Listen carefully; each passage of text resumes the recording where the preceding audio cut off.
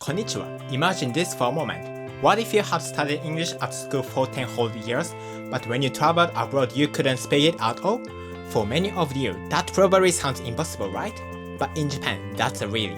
You could even say that 9 out of 10 Japanese people are suffering from what we call the can't speak English disease.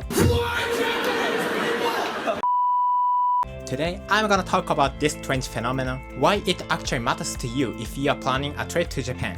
And if you are planning to come to Japan, don't forget to subscribe to my channel and give it a like. So, let's get started.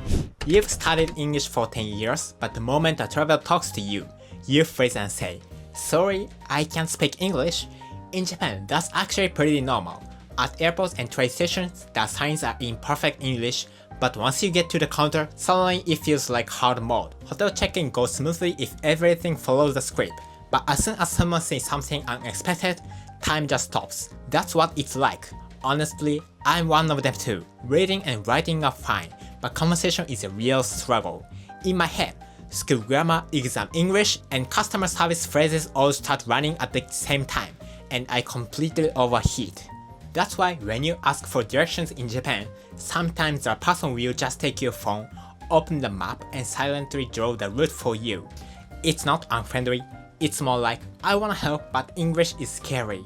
Younger generations are used to hearing English through YouTube and games, but knowing it and saying it are two different things. People can sing English songs, but when it comes to ordering in English at a cafe, their hands start shaking. Even in business districts, they can write English email just fine, but face-to-face small talk in front of the elevator, their expressions completely freeze. The moment someone speaks to them in English, it feels like being handed a surprise test they were not prepared for. At tourist information centers or big hotels, English usually goes pretty smoothly, but in small local stations or family-run restaurants, you'll mostly get smiles, gestures, and a few broken phrases. And when a Japanese person suddenly freezes after being spoken to in English, it's kind of like a Pokemon encountering a wild English speaker. It's not that they wanna run away, they are just taking a moment to figure out how to battle. So how exactly do Japanese people show the symptoms of this can't speak English disease? Let's take a closer look. The first one is the grammar check. Until the brain finishes lining up subject, verb, and object, the mouth won't open. The other person says hi, but on our side, the loading circle is still spinning. Then comes the I can't send unless it's perfect syndrome. Even if we could manage 19% correct English, we just don't have the courage to press the send button. So the silence drags on like leaving a message on read. Another common one is the translation conference in the head. While trying to build a sentence in English, the topic has already moved 2 stations ahead. Even something as simple as self-introduction can jam up. Japanese people often blurt out, "My name is Ono, nice to meet you, I'm fine thank you, and you, all and breathe." There is also the reflexive I can speak English. Words and phrases are actually there, but nerves lock everything up, and silence often gets misunderstood. Silence doesn't mean anger, it just means we are thinking as hard as we can, flipping through the script in our brain. The key point is these are not signs of rudeness, but rather the side effect of being super careful and serious, something very Japanese.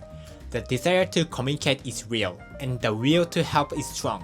So if someone in Japan answers slowly, just think, oh, their English app is booting up inside their head, and give them a click's worth of patience. Speak slowly, use simple words, and smile. With those 3 things, the buffering will finish and the conversation will play just fine. Take a hotel front desk as an example. The usual check-in lines come out smoothly, but if you suddenly ask, "Is there anywhere nearby that's open late at night?" their eyes start darting and time stops. The same thing happens at the convenience store. If you speak English at the register, the clerk may start searching their brain for how to translate "irashaimase," and their reply will come a bit late. Japanese people can sing English songs with no problem, but when it comes to elevator small talk, their palms suddenly get sweaty. That's gap. That's true face of the symptoms. This strange can't speak English disease really comes from 3 overlapping layers. The first is education. In Japan, exam-focused English puts all the weight on reading, writing, and grammatical accuracy. Grades are based entirely on written tests. In class, the main activities are translation exercise and spot the mistake drills, so there is almost no time for accuracy speaking. Teachers themselves went through the same system, so they are not confident in speaking either.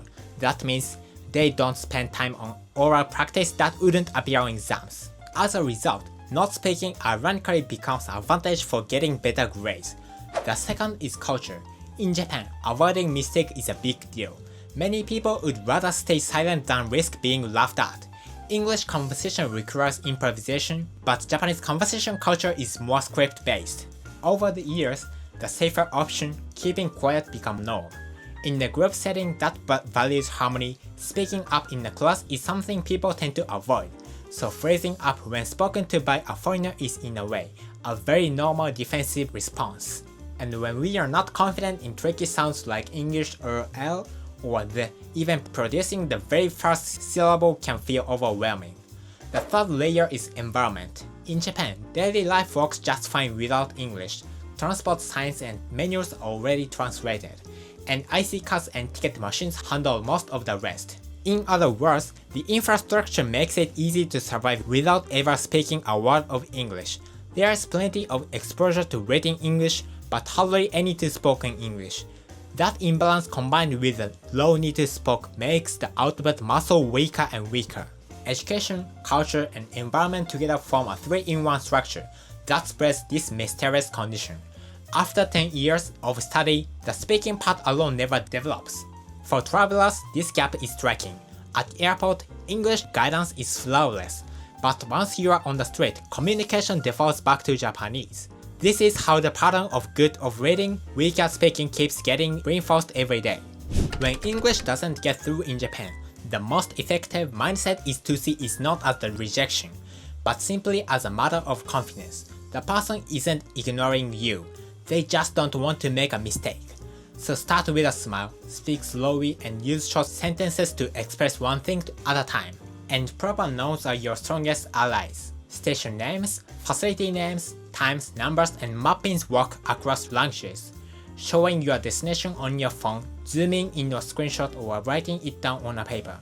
These 3 methods are almost unbeatable. If you're asked to repeat yourself, don't just say the same thing louder. Try a different word. For example, if where is the restroom doesn't work, switch to toilet or bathroom. Just a no. And if silence follows, don't panic. In Japan, silence usually means the person is thinking, not that they are angry. Also, the Japanese height doesn't always mean full understanding, so it's faster to confirm main point slowly once again. Gestures are extremely useful, pointing, showing numbers with your fingers, or tapping on your watch to ask about the time. All of these push the conversation forward. Translation apps the last report, but instead of replying on them from the start, try short English plus visuals first. Then use app only if you get stuck. That's why there's less stress for everyone. Sometimes staff name tags even say English okay, so if you see that, don't hesitate to ask. And even if the conversation gets lost, a smile along with sumimasen, it means excuse me, and arigato, it means thank you, will always soften the mood. Traveling in Japan is like playing a language role-playing game, more than perfect grammar.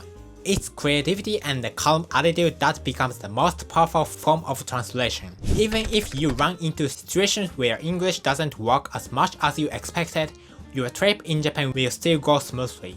The trick is to know where English support exists and use systems that reduce the difficulty of communication. For transportation, many ticket machines and fare adjustment machines hide a small English button on the screen.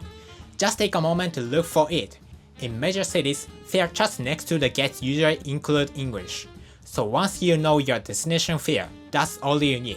If you get a Suica or Pasmo card, you can switch into no conversation mode by simply charging and tapping it. For long distance travel, online reservation or ticket machines are often easier than ticket counters. You just follow the on-screen instruction to choose your seat. Departure boards clearly display trains names and times. So even if you can't catch the Japanese announcements on the platform, you can still follow the flow. Next, for food. Think of it this way, the more photos, the easier the restaurant. Japanese restaurants often have plenty of food photos outside or inside the menu. In restaurants with ticket machines, you just buy a ticket at the entrance and hand it to the counter. Conversation almost disappears. At table service places, pointing to a menu photo works perfectly too, but Japanese foods has some funny traps. For example, the popular noodle dish Tanuki Udon literally translates as raccoon udon. But don't worry, Japanese people are not Chinese, so we don't eat raccoons. What's actually inside of crunchy tempura flakes? Even if the English name confuses you, just look at the picture and you'll immediately get it. In short, choosing places with strong visual menu is the winning strategy. For shopping, tourist-friendly drugstores, electronic stores, and department store tax-free counters are usually well equipped for English. Receipts often show the passport and tax-free process with icons, so just follow the steps. If you need to check stock for a size or color, show the product tag or model number at the register. Numbers and letters are universal, and Japan's world-class convenience stores are unbeatable travel alleys. They cover meals, drinks, daily items, ATMs, clothes, cigarettes, even delivery slips. For luggage, solve the problem with Japan Systems. Around major stations you'll find rows of coin lockers, and the screens are mostly pictogram based. Just choose the size, close the door, and keep your ticket. For more freedom, use a luggage transfer service. Send your suitcase ahead to your next hotel and travel light. Minimum conversation, maximum mobility. For tourist information, the help desks in station buildings or at major attractions are very reliable. Paper maps or event info are often marked English available, and they include hours, access, and highlights all on one sheet. Perfect when your phone battery is running low. For shrines, temples, museums, and art galleries, booking time tickets online is smoother than buying them at the counter. Most places use QR code entry, and busy days there are often separate lines for e-tickets, so just follow the sign and you'll get in smoothly. Also, if you get lost, choosing who to ask makes a big difference. In stations, department store staff, hotel bell desks, and tourist information staffs are professionals at guiding visitors. Even if their English isn't perfect, they have tools and training to help quickly.